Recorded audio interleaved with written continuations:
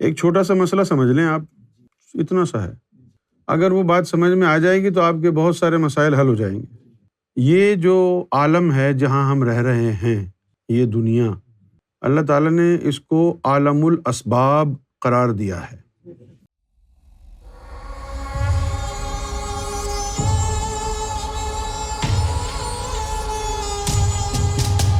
اسباب نکلا ہے سبب سے، سبب کا مطلب ہوتا ہے ریزن، تو پھر عالم اسباب کا مطلب ہو گیا the realm of reason۔ یہاں ہر کام کے لیے ریزن، سبب ڈھونڈنا پڑتا ہے۔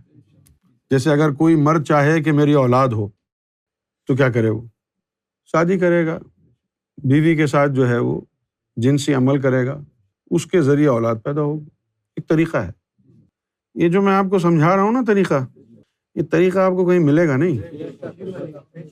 جو میں آپ کو تعلیم دے رہا ہوں، رو گے، غور سے سنو۔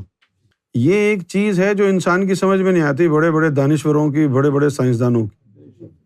اب جب اللہ تعالیٰ نے کہہ دیا عیسیٰ کو کہ بھئی یہ میرا بیٹا ہے، تو انسان نے اس کو اپنے اوپر سمجھ لیا کہ جیسے اس کے بیٹے ہوتے ہیں اسی طرح عیسیٰ اللہ کا بیٹا ہے۔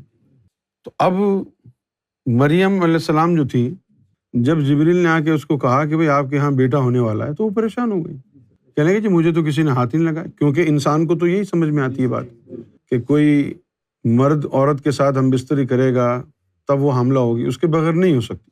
یہ انسان کی سوچ ہے، کیونکہ عالم اسباب میں رہتا ہے۔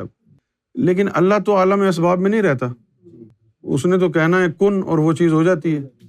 یہ انسان کو سمجھ میں نہیں آتی ہے کہ بغیر مرد کے عورت حاملہ کیسے ہوئی، یہ سمجھ میں نہیں آتی انسان کو۔ کیوں نہیں سمجھ میں آتی؟ کہ اس کی ٹیوننگ عالم اسباب کی طرح ہوئی ہے کہ سبب ہر حال میں ہونا چاہیے، لیکن یہ جو ٹیوننگ ہے یہ اس عالم کے لیے ہی ہے، صرف وہاں کے لیے نہیں ہے۔ اب جس طرح یہ لوگ کہتے ہیں نا ڈائریکٹ اللہ سے مانگو، کسی مرشد کی ضرورت نہیں ہے، میں اکثر ان کو کہتا ہوں جاہل لوگ ہیں، گوار ہیں، اجھڈ ہیں۔ کیوں جاہل کہتا ہوں میں؟ اس لیے جاہل کہتا ہوں کہ جن کو بنیادی تعلیم حاصل نہیں ہے کہ یہ دنیا عالم اسباب ہے۔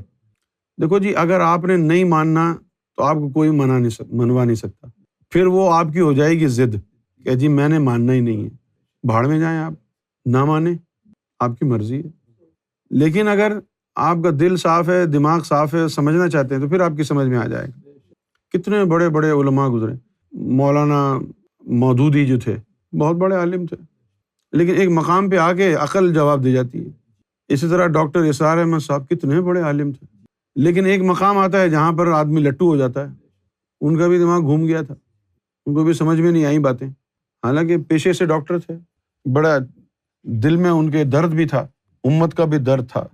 جو کچھ وہ کرتے تھے، محنت کرتے تھے، اپنے طور پر سچ بولتے تھے، لیکن کسی مرشد کی رہبری حاصل نہیں تھی، اس لیے وہ جو باتیں اللہ کو سمجھنے کے لیے، قرآن اور دین کو سمجھنے کے لیے ہوتی ہیں ضروری، وہ باتیں نہیں سمجھ میں آئیں ان کے۔ کیا باتیں سمجھ میں آنی چاہیے تھیں؟ اگر یہاں پر کوئی دانشور بیٹھا ہو تو میں اس سے پوچھوں کہ یہ دنیا عالم اسباب ہے، ہر چیز کا یہاں پر سبب ہے۔ یہی وجہ ہے کہ اللہ تعالیٰ کے ٹائٹلز میں ایک ٹائٹل ہے مسبب الاسباب۔ مسبب کسے کہتے ہیں؟ سبب بنانے والا، کریٹر آف ریزن۔ تو جب یہ دنیا عالم الاسباب ہے، سبب کا عالم ہے، بغیر وجہ کے، بغیر ریزن کے کچھ ہوگا نہیں، تو پھر یہاں آپ آ کر کے یہ کیوں کہتے ہیں کہ ڈائریکٹ اللہ سے مانگو؟ اس کا کوئی نہ کوئی ریزن تو بنے گا نا۔ یہی ریزن، یہی بنیادی باتیں وہابیوں کو، دیوبندیوں کو سمجھ میں نہیں آتی، پڑھے لکھے جاہلوں کو۔ صرف یہی ایک سوال پوچھ رہا ہوں کہ یہ عالم الاسباب ہے دنیا، ڈائریکٹ اللہ سے مانگنا ہے تو اللہ ڈائریکٹ اولاد کیوں نہیں دیتا تمہیں؟ ڈائریکٹ اللہ سے مانگنا ہے تو اللہ تعالیٰ نے ڈائریکٹ قرآن کیوں نہیں بھیجا تیرے اوپر؟ نبیوں کو کیوں بھیجا؟ چلو چھوڑو ولیوں کو، ان سے تو بغض ہے تمہیں، یہ بتاؤ نبیوں کے آنے کی کیا ضرورت تھی جب ڈائریکٹ معاملہ اللہ سے ہو جاتا تمہارا؟ نہیں آتی سمجھ میں، چیخنا چلانا آتا ہے بس۔ یہ عالم الاسباب ہے دنیا۔ تو اب اس کا مطلب کیا ہوا؟ اس کا مطلب یہ ہوا کہ اس دنیا میں آدم آئیں گے، ان کو بھی یہی رول فالو کرنا ہے۔ اس دنیا میں ابراہیم علیہ السلام آئیں گے، انہوں نے بھی یہی رول فالو کرنا ہے۔ عیسیٰ علیہ السلام آئیں گے، یہی رول فالو کرنا ہے۔ محمد رسول اللہ آئیں گے، یہ رول فالو کرنا ہے، اس دنیا میں سبب بنانا ہے، سبب ضروری ہے، سبب نہیں ہوگا تو وہ کام نہیں ہوگا، بھلے کوئی بھی آ جائے۔ تو یہ عالم الاسباب ہے، یہاں ہر چیز کے لیے سبب ہونا ضروری ہے۔ بچہ ہونے کے لیے بیوی ہونا ضروری ہے، رزق حاصل کرنا ہے، کام دھندا کرنا پڑے گا آپ کو، بیمار ہو گئے، شفا کون دیتا ہے؟ اللہ۔ سبب کیا ہے؟ دوائی۔ دوائی نہ کھائیں، اللہ سے شفا مانگیں، ڈائریکٹ شفا اللہ دے گا نا۔ دوائی کیوں کھا رہے ہو؟ کیونکہ دوائی سبب ہے۔ یہ چھوٹا سا ایک بنیادی نقطہ سمجھنا ہے آپ کو۔ ہم کو فیض کہاں سے ہو رہا ہے؟ سرکار کی ذات سے، لیکن میں سبب ہوں، تبھی تم یہاں بیٹھے ہو نا۔ اگر یہ سبب نہ ہو تو جاؤ کہاں دھکے کھاؤ گے، کہاں سنوائی ہوگی؟ سبب ضروری ہوتا ہے نا۔ یہ الگ بات ہے کہ سبب بنانے والا بھی اللہ ہے، اسی لیے اس نے کہا وَمَن يُضْلِلْ فَلَن تَجِدَ لَهُ وَلِيًّا مُرْشِدًا، یعنی بالفاظ دیگر کہ اگر میں کسی کو گمراہ کرنا چاہوں تو ہدایت کا سبب نہیں دوں گا۔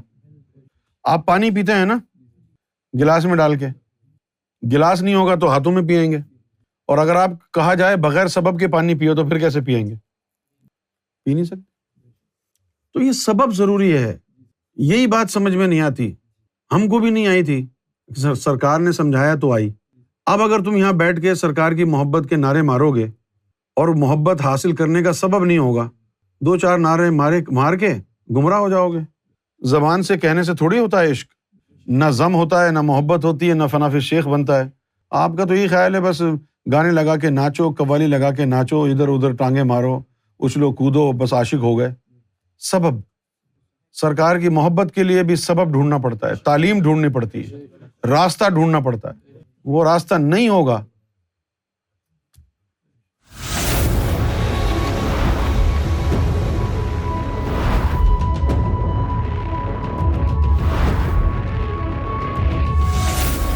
Amra TV, the place to connect with God.